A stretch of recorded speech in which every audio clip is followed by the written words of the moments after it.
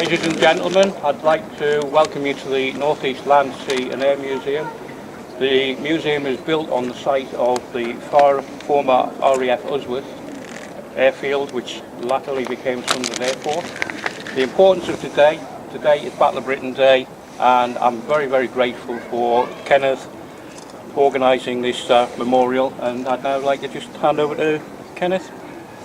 Okay, thank you. Good afternoon. My name is Kenneth Bannerman. I'm the Director General, the founder and head of what is the world's first national airfield charity called the Airfields of Britain Conservation Trust, or ABCT for short. If you type in our initials, you'll find a very popular 3,000-page website. And we operate on a very broad front, and one of the main things we do is we erect commemorative memorials to Britain's disused airfields and all the people who served at them.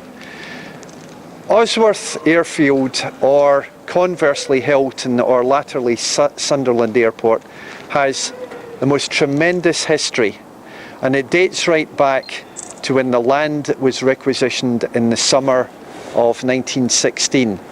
It was a home defence flight station for fighter aircraft used by the Royal Flying Corps, and this was to counter the very serious potential Zeppelin threat that Britain encountered at this time.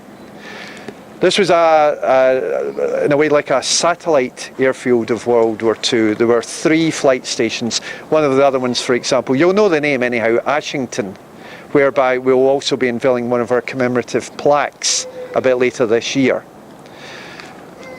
The airfield played a very major part just in World War I, and this was to do with number 36 Squadron, which by the end of the conflict had actually relocated its headquarters to here.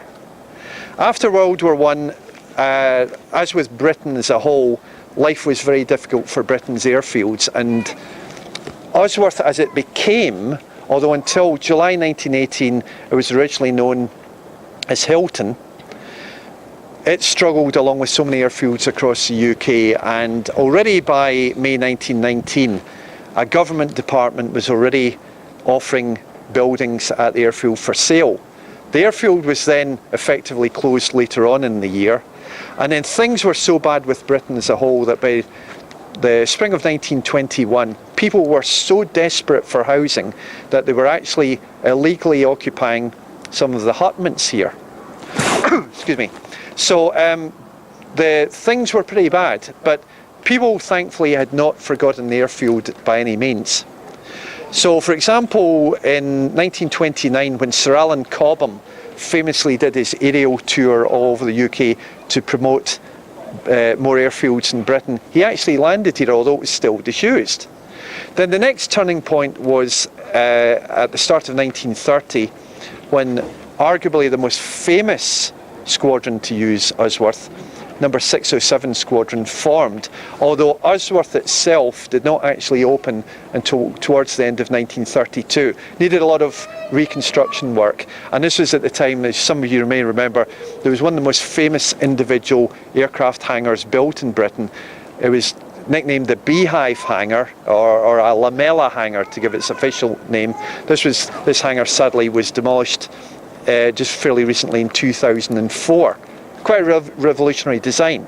So number 607 Squadron, this was a part-time reservist unit, and this stayed at Usworth pretty much throughout the 1930s.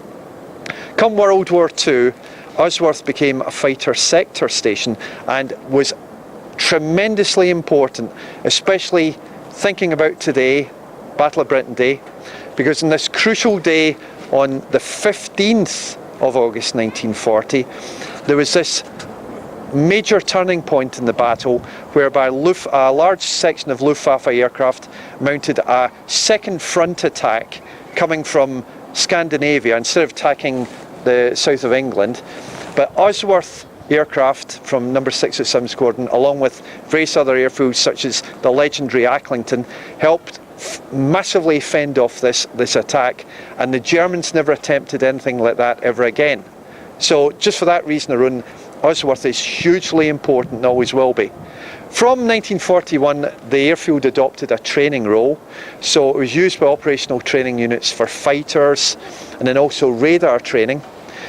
Flying wound down a bit from the middle of 1943 onwards. Not the airfield's fault, but it was because of the Sunderland balloon barrage, which was affecting flying to a degree, but it was still a big part of the RAF, and this continued into peacetime until the RAF finally pulled out in 1958.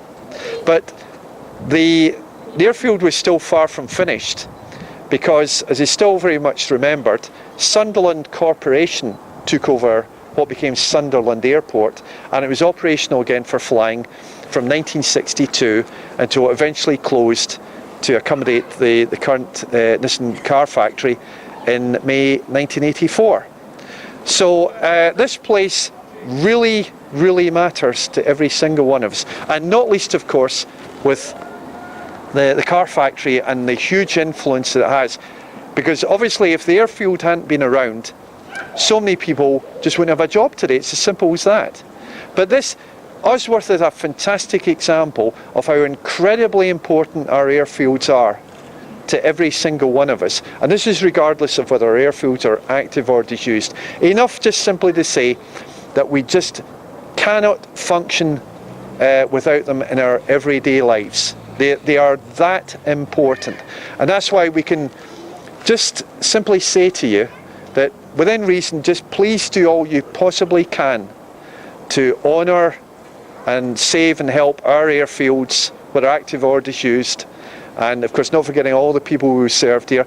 And it goes without saying too, always give all the help you can to the museum here. They're doing an absolutely grand job, and they've been doing this ever since the 1970s, and needless to say, long may that remain. But one just simply cannot emphasise enough that our airfields are increasingly being recognised as quite simply the greatest physical assets that Britain has ever had. We just cannot afford to lose these places. So thank you very much for attending, and therefore we are delighted to say that we are, together with the museum, able to unveil what is now our 89th memorial.